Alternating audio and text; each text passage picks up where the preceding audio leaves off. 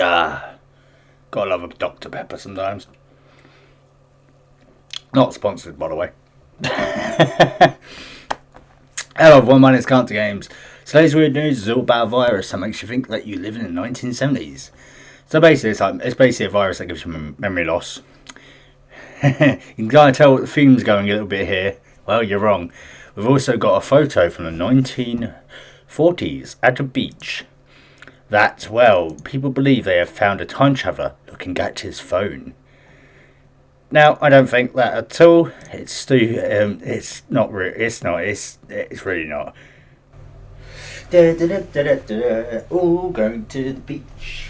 Oh yeah. Why are you wearing that hat? Oh, me? I'm just getting ready to go to the beach. I'm going back to 1940s. I'm told it's really good back there. It's really fun and all. Okay. Well, don't interfere with anything if you're going to do that. You know the rules, alright? Yes, I know the rules. I know. Don't do anything that can disrupt the timeline. Can I go? Cool, awesome. I'll be back soon. Alright, have fun. A few moments later.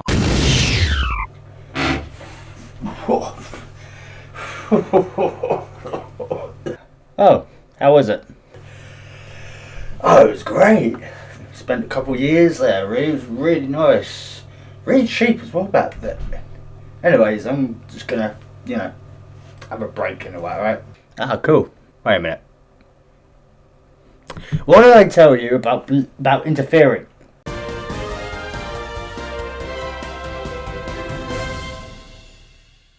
"1940s beach photo seen as proof time travel exists." Right. You see a lot of these photos, don't you?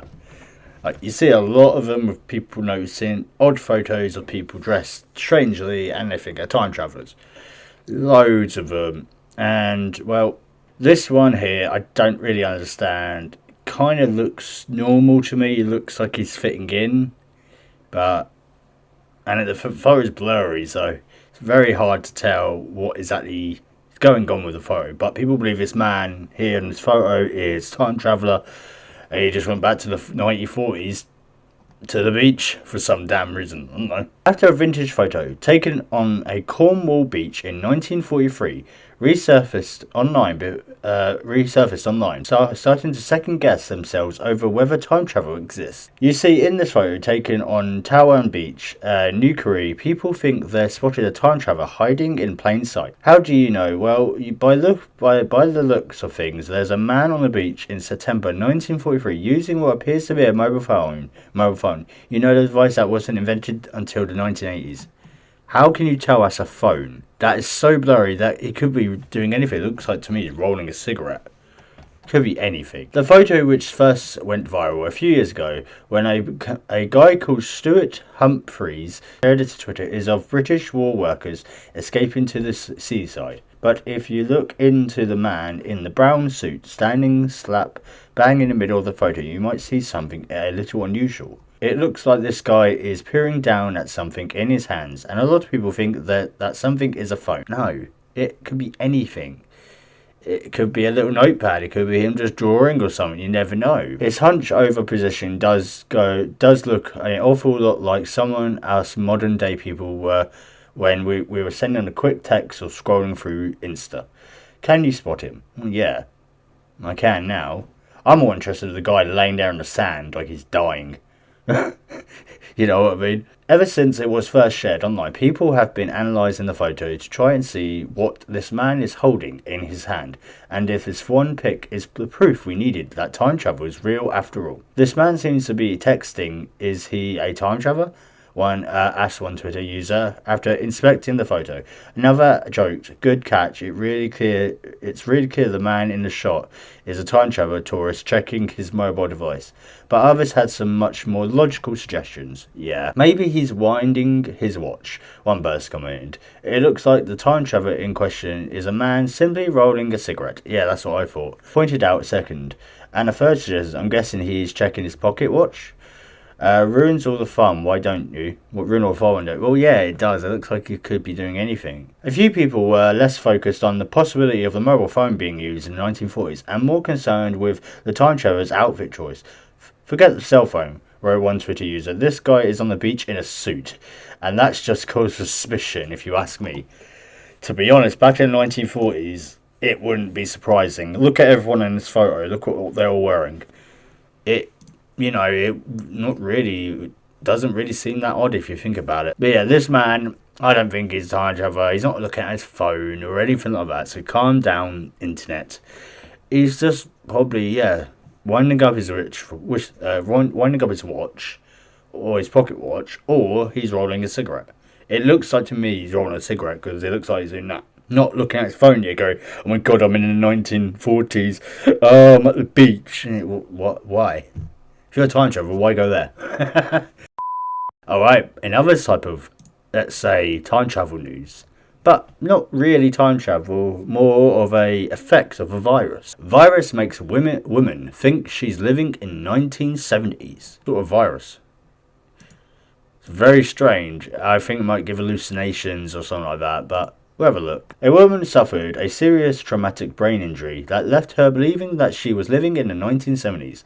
Alison Winterburn didn't even recognise herself in the mirror at first, and was completely shocked by the increase in prices, so much so that she couldn't even look at the newspaper. Fucking hell. She believes that she was younger and that it was the 1970s, despite the fact that it was 2012 and she was 51 years old. Could you imagine that? Imagine like having all that, yeah. Wake up in the morning, thinking it's like the 70s or 80s. You look in the mirror and you're like, who the fuck are you? You just freak out and go, fuck, I aged. What the hell happened?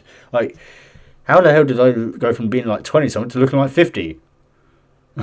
I think I would have a mental break. I think I would, or I'd have a identity crisis or something. You know, fuck. She said, I was generally shocked to see a middle-aged lady looking back at me, and not the youngster I expected. For a long time, I wouldn't allow my husband to buy the newspaper because I was horrified by the inflated prices. Couldn't quite comprehend the time jump between the era I thought I was living in and my 21st century reality. My catchphrase became, it's how much? It's how much? Oh yeah, everything was cheaper back then, wasn't it?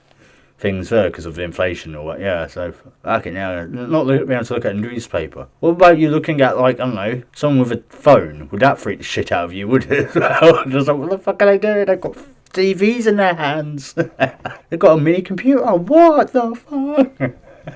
Nah, that's really strange. It's just like, you know, it's like people who have short-term memory loss. They kind of forget what days it is and years, and they just think they're living the same day, don't they? Damn, 1970s to you know, think that you're living in still, and think you're a young person.